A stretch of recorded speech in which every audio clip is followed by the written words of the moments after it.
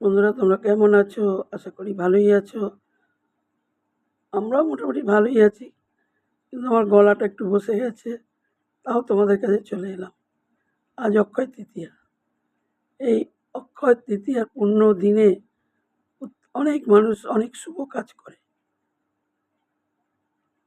সবাই বলে এই অক্ষয় তৃতীয়ার দিন কোনো ভালো কাজ করলে সেই কাজ অক্ষয় হয়ে থাকে।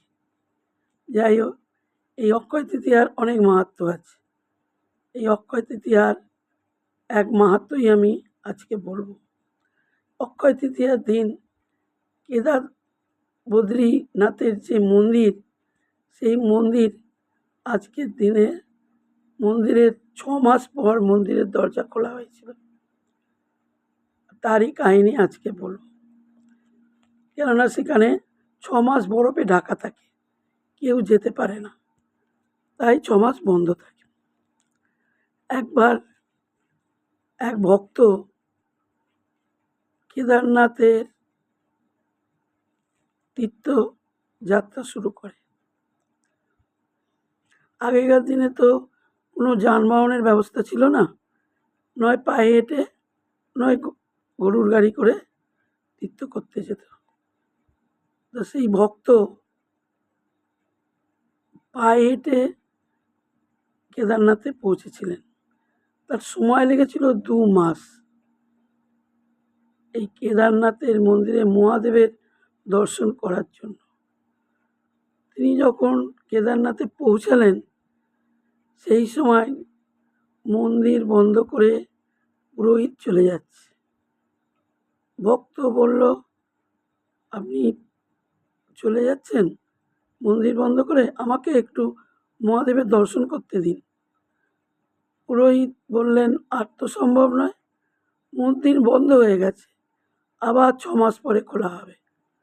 বলে, আমি যে অনেক কষ্ট করে এসেছি, আমার পায়ে হেঁটে আসতে 2 মাস সময় লেগেছে, আমাকে একটু দর্শন করতে দিন। পুরোহিত বললেন, আর সম্ভব নয়, একবার মন্দিরের দরজা বন্ধ হয়ে গেলে আর খোলা হয় না। এই বলে পুরোহিত চলে যায়। ভক্ত তো খুব কষ্ট পায়, ভাবে আমি কি করব, আমার তো আসতে 2 মাস সময় লেগে গেল পায়ে হেঁটে, আবার আমি কিভাবে আসব? এখন ফিরে যাব, আবার 6 মাস পরে আসব, আমার পক্ষে তো সম্ভব নয়।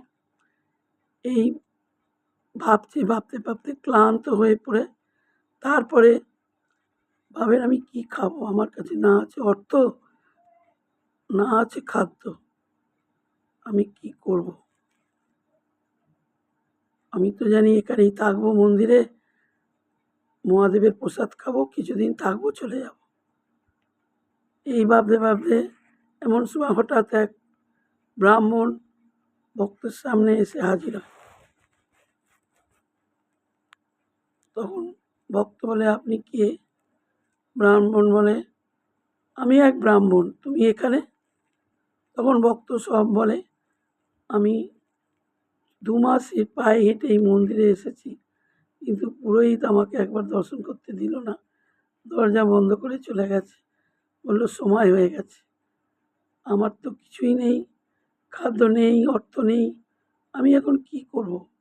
আমি কিভাবে ফিরে যাব? আমি আবার 6 মাস পরে কি করে আসব? আমি একটু যে দর্শন করতে চাই মহাদেবের।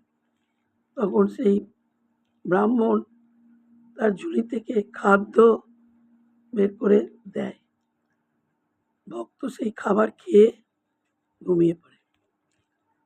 পরের দিন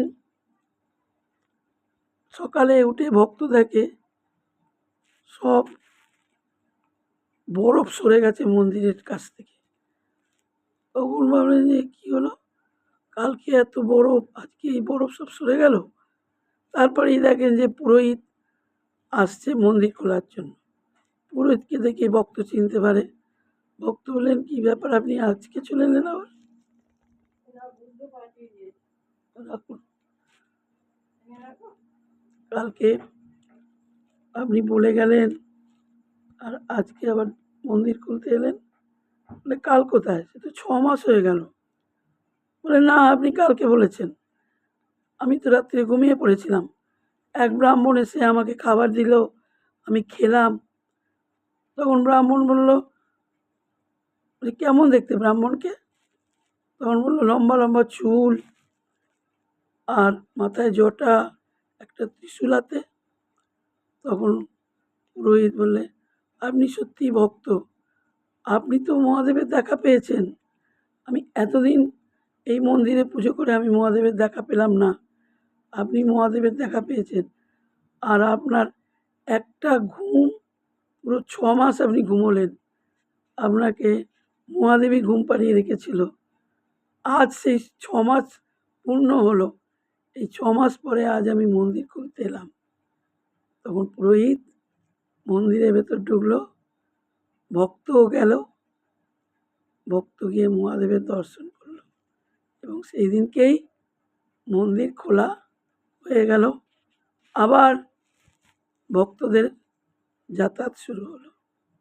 এই হচ্ছে কেদারনাথের কাহিনী। কেমন লাগলো বন্ধুরা তোমরা একটু কমেন্ট করে জানিও।